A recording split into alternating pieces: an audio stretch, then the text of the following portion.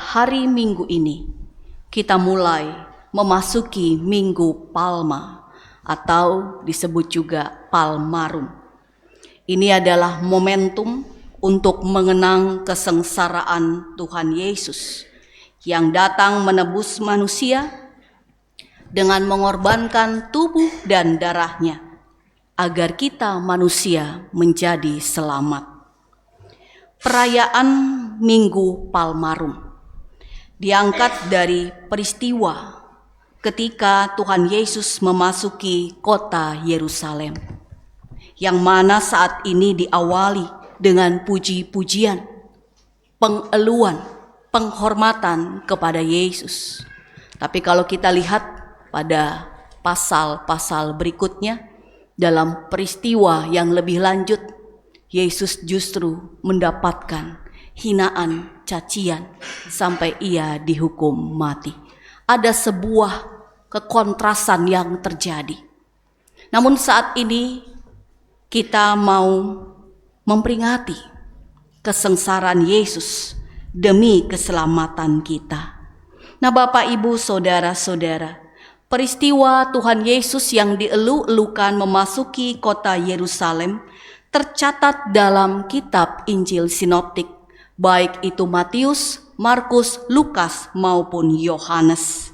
Yang artinya di sini para penulis Injil tersebut memiliki kesejajaran pemahaman tentang Yesus yang adalah Sang Mesias yang diutus oleh Allah Bapa dengan cara melewati penderitaan. Puncaknya di atas kayu salib di Bukit Golgota.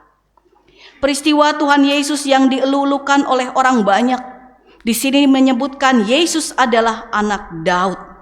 Tertera dalam ayatnya yang ke-8. Orang banyak yang sangat besar jumlahnya menghamparkan pakaiannya di jalan. Dan di ayat 9 mereka berseru, "Hosana bagi anak Daud.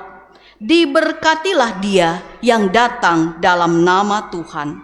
Hosana di tempat yang maha tinggi." Bapak, Ibu, saudara-saudara, arti kata Hosana adalah selamatkanlah kami. Berbeda dengan Hosiana. Hosiana adalah kasihanilah kami. Nah, di sini mereka mengucapkan pujian sebagai bentuk penyambutan, sebagai bentuk bahwa mereka mengakui Yesus anak Daud yang akan menyelamatkan mereka. Kalaupun nantinya mereka mungkin sebagiannya akan menyangkal perkataan itu, yang tadinya menyambut Hosana anak Daud, mungkin nantinya akan berbeda. Mengapa? Ini merupakan sebuah nubuatan. Mengapa jadi berbeda? Karena memang Yesus ditakdirkan sejak awal datang untuk mati bagi dunia. Ada penyangkalan-penyangkalan yang dilakukan oleh manusia karena mereka belum mengenal siapa itu Yesus sesungguhnya. Nah, Bapak, Ibu, saudara-saudara yang dikasihi Tuhan, lewat ayat 8 yang adalah ucapan mengelu-elukan Yesus, ini merupakan pemahaman mesianik yang ada dalam tradisi iman orang Israel, bahwa satu waktu pada masa di mana Tuhan bertindak akan datang seorang Mesias. Sebutan anak Daud itu menandakan bahwa Yesus ini adalah keturunan Daud. Karena Mesias itu dalam tradisi sejarah Israel harus dari keturunan Daud. Untuk bisa mengetahui Yesus ini anak Daud, jelas itu dalam Injil Matius pasal 1 tentang silsilah Yesus Kristus. Dari garis Maria ataupun dari garis Yusuf, mereka berdasarkan akar dari kaum Yehuda. Nah, Bapak, Ibu, saudara-saudara, Yesus memasuki kota Yerusalem ini dengan menaiki seekor keledai betina muda. Dan ada latar belakangnya. Mengapa Yesus pergi ke Yerusalem? Lalu Yesus menaiki keledai muda ini. yaitu untuk menggenapkan firman yang disampaikan oleh nabi, yaitu Nabi Zakaria. Dalam Zakaria 9 ayat 9 tertera bacaan ini, lihat rajamu datang kepadamu. Dia lemah lembut dan mengendarai seekor keledai beban yang mudah. Nah, jadi Bapak Ibu, Tuhan Yesus melakukan tindakan ini sebagai sebuah penggenapan. Makanya Alkitab kita terdiri dari Perjanjian Baru dan Perjanjian Lama, yang mana dalam kanonisasi Alkitab, penyusunan kitab-kitab yang kemudian menjadi kitab suci kita, itu harus merujuk semuanya kepada Yesus. Apa yang dikatakan para nabi semuanya berpuncak kepada Yesus. Nabi Zakaria tidak sesaman dengan Yesus, tapi dia menubuatkan apa yang nantinya Sang Mesias itu lakukan, tepat seperti apa yang Allah kehendaki. Nah, selanjutnya dalam teks bacaan kita di sini dikatakan bahwa orang-orang banyak itu yang telah mengeluh-elukan Yesus, mereka juga ada yang menghamparkan pakaiannya dan ada yang memotong ranting-ranting pohon untuk disebarkan di jalan. Ini adalah sebuah kebiasaan untuk menyambut para pahlawan pulang dari medan peperangan, pertempuran ketika mereka mengalami kemenangan, ya. Nah, Yesus mungkin di sini bukan dalam pengertian pahlawan yang menang perang secara politik dan militer.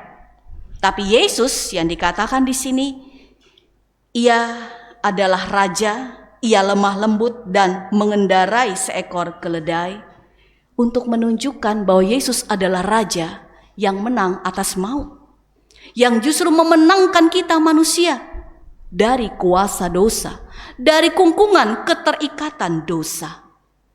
Yesus tidak seperti para pahlawan yang menaiki kuda, karena hewan kuda ini melambangkan keperkasaan dan juga gesit, ya.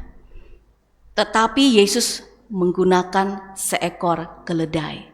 Biasanya kalau kita mengucapkan orang itu, ya, misalnya dia melakukan kesalahan yang sama terus-menerus, nah, kita suka mengatakan pepatah, kamu seperti seekor keledai yang dungu, yang seringkali dikasih tahu sulit gitu. Nah, jadi keledai ini ya identik dengan kedunguan gitu. Tapi saya percaya kita semua nggak dungu ya, tapi kita semua adalah anak-anak Tuhan yang dengar-dengaran kepada firman-Nya. Nah, Yesus menggunakan keledai sebagai sarana transportasinya untuk menunjukkan identitasnya sebagai raja yang bukan ingin dipuji seperti manusia, tapi justru dia yang menanggung beban kita manusia. Dia bukan seperti raja dunia ini yang mengalahkan musuh-musuhnya dengan pedang lewat peperangan, tapi justru Yesus mengalahkan musuhnya, kuasa si jahat, dengan mengampuni manusia yang terkungkung dalam dosa lewat penebusannya di kayu salib. Dalam kelemah lembutannya, Yesus justru mengajar kita, mendidik kita, membentuk kita untuk menjadi pribadi yang mau dengar-dengaran kepada Allah dan melakukan firman-Nya dalam ketekunan. Berbeda kan ya Bapak Ibu? Selain karena ini merupakan nubuatan, tapi juga sebagai sebuah simbol bahwa Yesus datang ke dalam dunia ini tanpa kekerasan. Yesus datang dalam dunia ini jauh dari hingar-bingar penyambutan manusia. Kalau kita kembali dalam peristiwa kelahiran Yesus, Yesus disambut hanya oleh orang-orang sederhana, baik oleh orang tuanya maupun juga oleh para gembala. Tapi kemudian ada pembesar-pembesar dari timur yang tahu bahwa Yesus adalah raja, memberikan persembahan-persembahan. Nah, Yesus di sini digambarkan sebagai raja yang lemah lembut, yang bukan untuk menarik perhatian banyak orang supaya dia dielu-elukan seperti raja di dunia ini, yang memenangi sebuah peperangan dengan kekerasan, dengan kekejaman. Tapi Yesus dengan cinta kasih, menawarkan cinta kasih yang tak terbatas daripada Allah. Dan selanjutnya kalau kita lihat, ada sebuah ungkapan. Selain tadi pemahaman secara mesianik Yesus anak Daud, ada juga yang menyatakan bahwa dia adalah nabi. Ketika orang banyak melihat bahwa Yesus disambut dengan gegap gempita, gemparlah kota itu. Dan orang bertanya dalam ayat 10, siapakah orang ini? Kalau kita Bapak Ibu tiba-tiba misalnya di Bangka Belitung atau di kota Pangkal Pinang kedatangan pembesar, ada banyak sekali spanduk umbul-umbul, lalu kemacetan terjadi, kita pasti bertanya siapa sih yang datang bikin macet gitu ya. Nah, itu untuk manusia saja ya, kita bisa bertanya seperti itu ya. Tapi apalagi ini manusia biasa yang lihat, yang disambut juga kayaknya orang biasa. Dia bukan kaum rohaniwan, imam besar, bukan imam-imam kepala, bukan ahli-ahli Taurat. Bahkan kalau sebutan orang Nazaret itu sebenarnya ada suatu ungkapan yang agak minus. Karena terkenal pada zaman itu Nazaret bukan kota yang baik gitu ya, karena masyarakat penduduknya. Nah, lalu kenapa? Siapa orang ini? Ya. Dan orang-orang berkata, ini Nabi Yesus dari Nazaret di Galilea. Nah Bapak Ibu saudara-saudara, ketika dikatakan bahwa Yesus adalah Nabi, itu kita tidak memakai pemahaman seperti orang-orang yang anti terhadap Kristus atau anti Kristus, yang menyatakan bahwa Kristus bukan Tuhan, karena Kristus itu sama dengan kita manusia. Dia memiliki strata yang lebih rendah daripada Bapa. Jadi ada Bapa, ada Kristus, dan tidak sama dengan Bapa itu sendiri. Sebagian dari orang yang menyatakan Yesus adalah Nabi, itu sebenarnya pemahamannya lebih kepada bahwa Yesus itu adalah utusan daripada Tuhan yang menyampaikan perkataan-perkataan daripada Tuhan. Nah, para nabi kan begitu dalam tugas tanggung jawab yang harus dia lakukan. Dia menyampaikan pesan firman Tuhan. Apa yang Tuhan suruh katakan, itu yang dia katakan. Ya, kalau kita baca dalam kitab Yesaya atau Yeremia, jadi Allah yang meletakkan firman-Nya ke dalam mulut sang nabi. Lalu nabi itu bisa berkata-kata seperti apa yang Allah kehendaki untuk disampaikan. Nah, jadi Yesus yang disebut sebagai nabi artinya dia menyampaikan perkataan-perkataan Yesus adalah perkataan Allah. Pemahaman ini ya dikatakan juga dalam Injil Yohanes pasal 1. Pada mulanya adalah firman, firman itu bersama-sama dengan Allah, firman itu adalah Allah. Yang artinya firman itu adalah Yesus. Yesus itu adalah Sang Bapa. Jadi kita memiliki pemahaman yang sama sebagai orang Kristen. Yesus adalah Allah Bapa itu sendiri. Dan kita jelas merumuskan tentang Yesus sebagai Bapa dalam doktrin Allah Tritunggal. Allah Bapa, Allah Anak Yesus Kristus, dan Allah Roh Kudus dalam kesetaraan. Ketiga pribadi yang menyatu dan tidak terpisahkan. Satu keilahian dalam tiga pribadi. Jadi jangan sampai kita terjebak pada pemahaman antikristus yang menyatakan Yesus bukan Tuhan karena penggunaan istilah nabi tersebut. Selanjutnya Bapak Ibu saudara-saudara yang dikasihi oleh Tuhan, lewat bacaan ini adalah kita mendapatkan sebuah penghayatan tentang Yesus Kristus yang adalah Tuhan, yang mau datang ke dalam dunia, yang mau memasuki kehidupan kita. Yesus yang mengendarai keledai muda, memasuki kota Yerusalem. Itu menjadi simbol bagaimana Allah mau memasuki kehidupan kita manusia. Kita diminta untuk menyambut Dia, mengeluk-elukan Dia oleh karena segala kebesaran, rahmat dan kebaikannya. Walaupun memang Yesus sebagai Raja, sebagai Tuhan, di dalam menunjukkan kuasanya tidak melulu sesuai dengan keinginan kita. Kita tahu Yesus adalah Tuhan yang Maha Kuasa, tapi bukan berarti cara Dia menyatakan kuasanya dengan menjawab seluruh kebutuhan kita secara duniawi. Tapi yang Yesus jawab kebutuhan kita pertama-tama secara rohani, yaitu keselamatan. Yesus datang masuk dalam kehidupan kita untuk menyelamatkan kita. Tinggal bagaimana kita? Apakah kita mau membuka hati kita, mau membuka diri kita untuk dipenuhi oleh Tuhan Yesus?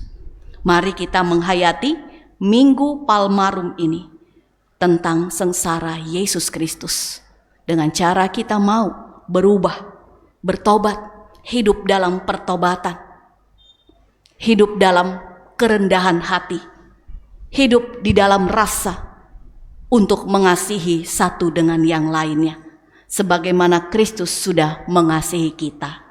Khusus bagi sidi baru, calon sidi baru, kalian telah diperlengkapi secara teoritis tentunya tentang doktrin iman Kristen dan juga tentang Alkitab yang berisi firman Allah.